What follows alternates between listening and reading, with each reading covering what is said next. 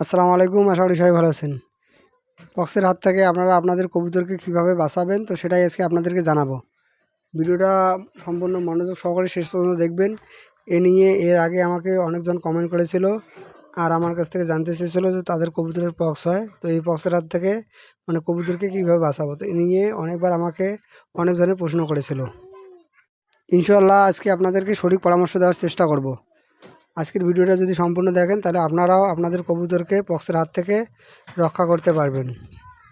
বিনা পয়সায় আপনারা আপনাদের কবুতরকে পক্সের হাত থেকে রক্ষা করতে পারবেন। শুধুমাত্র আজকে আপনাদেরকে যে আমি টেকনিকটা শিখিয়ে দেব, তো সেটা যদি ফলো করেন তাহলে আপনারা আপনাদের কবুতরকে পক্সের হাত থেকে সারা জীবন সুস্থ রাখতে পারবেন। প্রথমে আমি আমার কবুতরের বাচ্চাগুলো আপনাদেরকে দেখিয়ে নিচ্ছি। তো আপনারা যদি এখানকার কবুতরের বাচ্চাগুলোকে দেখেন তাহলে বুঝতে পারবেন এখানে একটাও পক্সের দাগ দেখতে পারবেন না। আলহামদুলিল্লাহ আমার এখানকার কবুতরের বাচ্চাগুলো সারা বছর পক্স মুক্ত থাকে। তো আপনারা কিভাবে ফ্রিতে এই কবুতরের বাচ্চাগুলোকে পক্স মুক্ত রাখবেন, তো সেটাই আপনাদেরকে আজকে এই ভিডিওর মাধ্যমে জানাবো। আজকের ভিডিওটা আপনারা প্রচুর পরিমাণে শেয়ার করবেন, এতে অনেকজনের উপকার হবে। অনেকে কবুতর পালন করে আর এই পক্সের হাত থেকে কবুতরকে কীভাবে রক্ষা করবে হয়তো সেটা জানে না। এ নিয়ে এর আগে আমাকে অনেকজন এই পক্স সম্পর্কে কমেন্ট করেছিল, তো তাদের অনেকের আমি রিপ্লাই দিয়েছিলাম। যদিও বা সবাইকে এক এক করে রিপ্লাই দেওয়া সম্ভব নয়, তো এর জন্য ভাবলাম যে একটা ভিডিওর মাধ্যমে তো সবাইকে জানিয়ে দিই। আপনারা শখের বশে হোক বা বাড়িতে ঘরোয়াভাবে হোক বা খামার আকারে হোক, তো যে কোনোভাবে আপনারা কবুতর পালন করেন না কেন, কবুতরকে যদি পক্স মুক্ত রাখতে না পারেন তাহলে এখান থেকে কবুতর পালন করে কখনোই লাভ করতে পারবেন না। কবুতর যদি সুস্থ না থাকে তো এখান থেকে আপনারা কখনোই লাভ করতে পারবেন না। আর এই পক্স আপনি যেভাবে কবুতর পালন করেন না কেন, শখের বশে অথবা ঘরোয়াভাবে 1 জোড়া 5 জোড়া 10 জোড়া বা খামার হিসেবে যেভাবেই কবুতর পালন করেন না কেন, যদি এটা আপনাদের জানা না থাকে তাহলে কবুতরের পক্স অবশ্যই হবে। পক্সের হাত থেকে আপনারা আপনাদের কবুতরকে কীভাবে রক্ষা করবেন এর সঠিক সমাধান আপনাদেরকে দেওয়ার চেষ্টা করব। তো এর জন্য আপনারা আমার ভিডিওটাকে প্রচুর পরিমাণে শেয়ার করবেন, এতে অনেকের উপকার হবে। কেননা অনেকে বাড়িতে ঘরোয়াভাবে বা শখের বশে কবুতর পালন করে থাকেন আর এই নিয়মটা না জানার ফলে তো তাদের কবুতরের পক্স হয়। তারা যদি আজকে আমার ভিডিওটা দেখে তো এখান থেকে তাদের কবুতরকে কীভাবে পক্সের হাত থেকে রক্ষা করবে তো এর সঠিক সমাধান পেয়ে যাবে। হয়তো আমি একদিন থাকবো না, তবে আমার দ্বারা কারো যদি উপকার হয় সেটা হয়তো স্মৃতি হিসেবে থেকে যাবে। এটা হচ্ছে আমার সম্পূর্ণ নিজস্ব পরামর্শ, তো এটাও আমি কোথা থেকে শিখিনি। আমার এই কবুতরগুলো পালন করতে করতে তো এটা আমি এখান থেকে শিখেছি। আর প্রথম অবস্থায় যখন আমি আমার এই কবুতরগুলোকে পালন করেছিলাম তো এই পক্সের সমস্যায় আমি পড়েছিলাম। তো কোনোভাবেই যখন আমার এই কবুতরগুলোকে পক্সের হাত থেকে রক্ষা করতে পারছিলাম না আর ব্যাপারটা এদিকে বুঝতে পারছিলাম না যে কিসের জন্য আমার এই কবুতরগুলো পক্সে আক্রান্ত হচ্ছে। তবে অনেক কিছু দেখার পর, অনেক দিন এই কবুতরগুলোকে পালন করার পর তো এখান থেকে সঠিক একটা আমি ধারণা পেয়েছি। তো তারপর থেকে আলহামদুলিল্লাহ আমার এই কবুতরগুলোর পক্স হয়নি। আপনারা এখানকার কবুতরগুলোকে দেখুন তাহলে বুঝতে পারবেন আমার এখানে একটা কবুতরের বাচ্চারও কিন্তু পক্স নেই। এভাবে সবসময় আমার কবুতরগুলো পক্স মুক্ত থাকে, সেটা গরমের দিনও হতে পারে আবার শীতের দিনও হতে পারে। এখন হচ্ছে চৈত্র মাস, গরম পড়ে গেছে আর এই চৈত্র মাস থেকে কবুতরের বাচ্চার পক্স দেখা দেয়। আপনারা প্রথমে এখানকার কবুতরের বাচ্চাগুলোকে দেখুন, তারপর পক্সের সমস্যা সম্পর্কে আপনাদেরকে সমাধান দেব। আর এটা এই জন্যই আমি আপনাদেরকে বারবার বলতেছি আমার কবুতরের বাচ্চাগুলোকে দেখার জন্য। আমার কবুতরের বাচ্চার কোনো রকম কিন্তু পক্স নেই। আর এটা যদি আপনাদেরকে মুখে বলি তো সেক্ষেত্রে হয়তো অনেকের বিশ্বাস হতে পারে, আবার অনেকের নাও হতে পারে। এর জন্য প্রথমে আপনারা এখানকার কবুতরের বাচ্চাগুলোকে দেখুন, তারপর পক্স সম্পর্কে আপনাদেরকে সমাধান দেওয়ার চেষ্টা করব। বিশেষ করে আজকের ভিডিওটা একটু বড় হলেও আজকের ভিডিওটা খুবই গুরুত্বপূর্ণ। কেননা এর আগে অনেকে আমার কাছ থেকে কমেন্ট করে পক্সের সমস্যা সম্পর্কে সমাধান চেয়েছিল, অনেকে আবার মেসেঞ্জারে মেসেজ করেছিল, আবার কেউ কেউ আমাকে মেসেঞ্জারের মাধ্যমে কল করেছিল এই পক্সের সমস্যা সমাধানের জন্য। আজকের ভিডিওটা একটু বড় হলেও আজকের ভিডিওটা খুবই গুরুত্বপূর্ণ। চাইলে আমি আপনাদেরকে 1 মিনিটের মধ্যে হয়তো পক্সের সমস্যা সম্পর্কে একটা ভিডিও বানিয়ে দিতে পারতাম।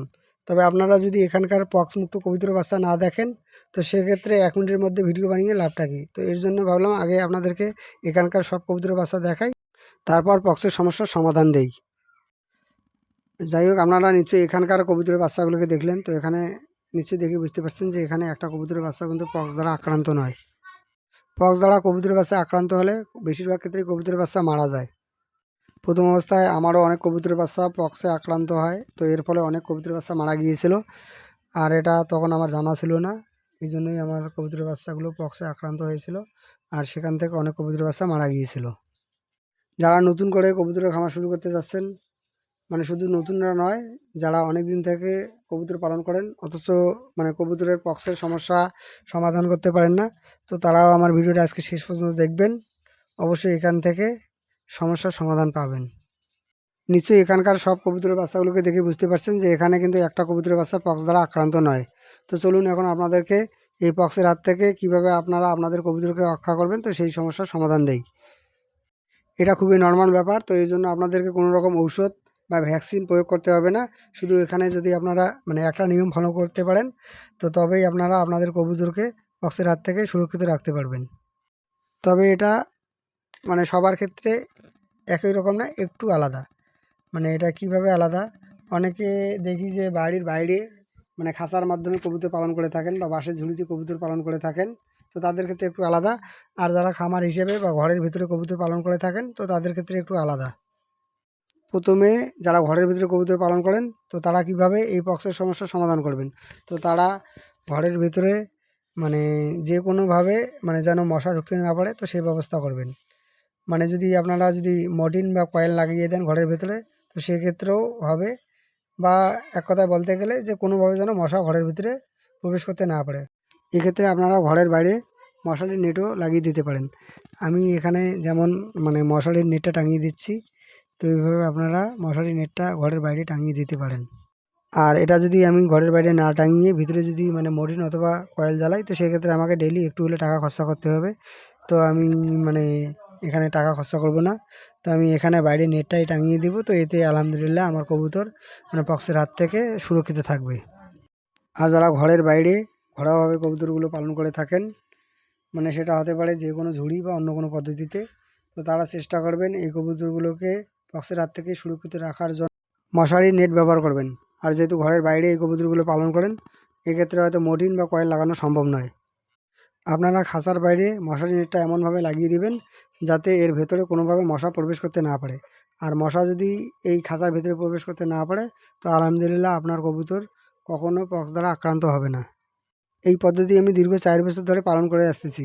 যদিও বা প্রথম অবস্থায় 2 বছর আমি বুঝতে পারিনি যে কীভাবে আমি আমার এই কবুতরগুলোকে পক্সের হাত থেকে রক্ষা করব। আর যখন থেকে আমি এটা জেনে গেছি, তো তারপরে থেকে আলহামদুলিল্লাহ আমার কবুতরের বাচ্চাগুলো পক্স মুক্ত থাকে।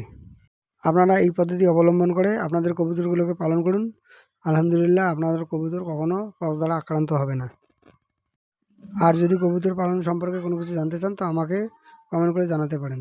আলহামদুলিল্লাহ আমি যতটুকু কবুতর পালন সম্পর্কে জানি, তো আপনাদেরকে এখান থেকে সঠিক পরামর্শ দেওয়ার চেষ্টা করব।